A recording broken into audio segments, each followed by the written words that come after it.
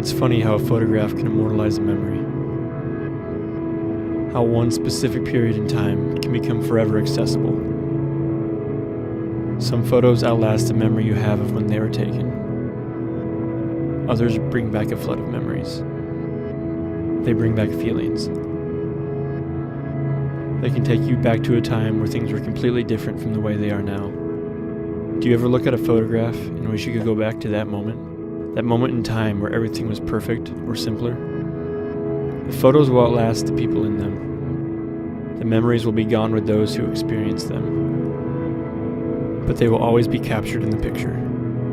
Trapped to be viewed by those who were never there. To be used to remember those who were gone. It's a curious thing, the death of a loved one. We all know that our time in this world is limited. And eventually all of us will end up underneath some sheet, never to wake up. And yet, it is always a surprise when it happens to someone we know. It's like walking up the stairs to your bedroom in the dark and thinking there is one more stair than there is. Your foot falls down through the air, and there's a sickly moment of dark surprise as you try and readjust the way you thought of things. It's hard losing your best friend. It's even harder when you're the one responsible.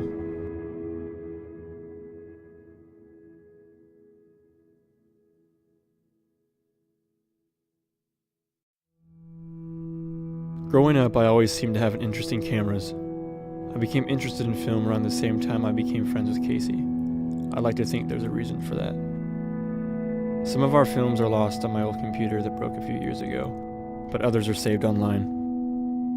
We spent most of our time together making short films. They were random and of course had terrible production quality, but those days were some of the best memories I'll ever have.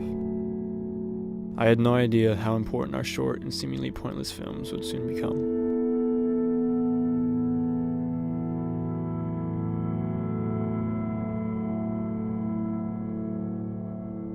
The summer going into our junior year in high school, I rolled my car end over end 7 times. I walked away with stitches on my left ear, staples on my left temple, a bruised lung, and scarring and bruising on the left side of my body. Casey didn't make it. The random films that we had just spent the last 5 years together making had become the only remaining way for me, or anyone, to hear or see him again. I had immortalized Casey during our friendship with our films. One of the first things his parents asked for were copies of some of our movies.